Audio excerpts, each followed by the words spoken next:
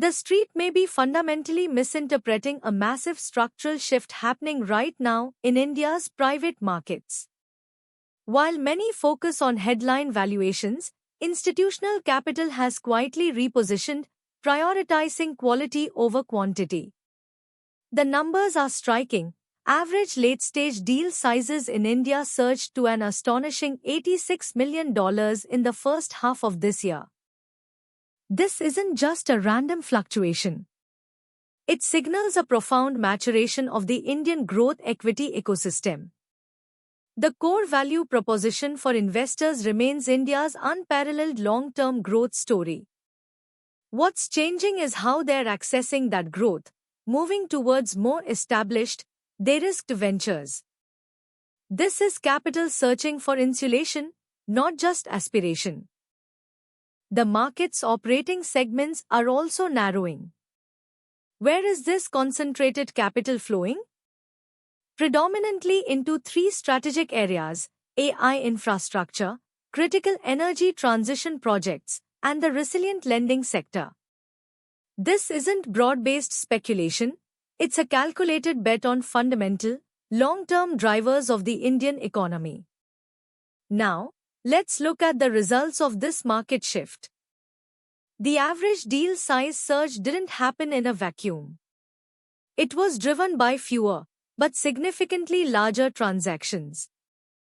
This tells us institutional players are no longer spraying and praying. They're making fewer, more impactful bets on ventures with clearer paths to scale and defensibility. This shift towards larger checks implies a deeper due diligence process and a higher barrier to entry for early-stage companies.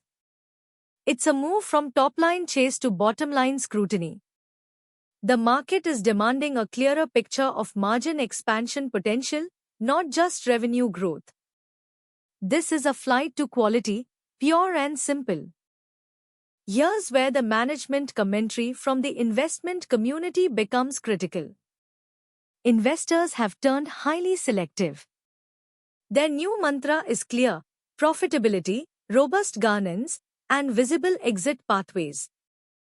This isn't just about growth at all costs anymore.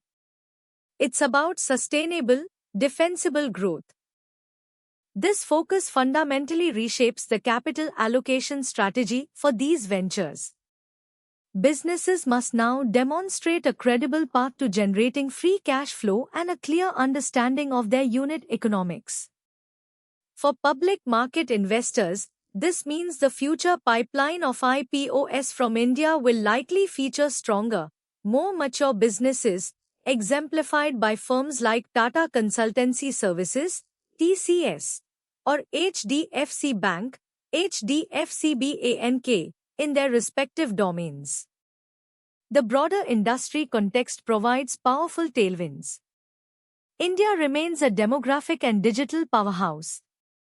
Global capital continues to flow into emerging markets, and India stands out with its political stability and economic reforms.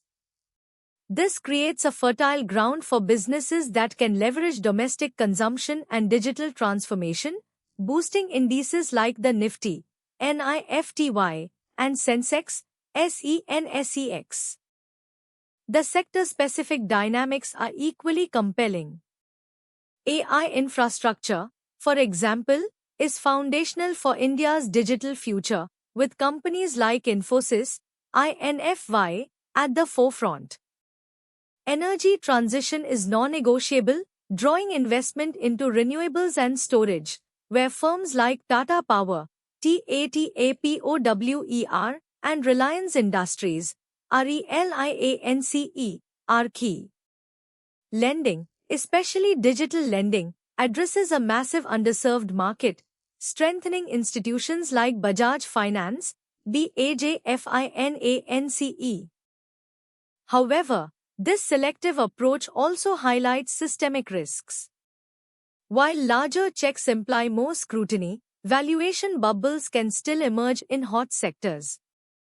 Regulatory pressures, especially in lending and data governance, remain a constant. A global liquidity crunch or sharp shifts in central bank policy could quickly tighten the tap on capital flows. The governance premium is not just a buzzword, it's a critical risk mitigator. Poor corporate governance can quickly erode investor confidence, lead to costly legal battles, and scare away subsequent funding rounds. Institutional capital now demands transparent reporting, independent boards, and strong ethical frameworks, significantly raising the bar for potential investments.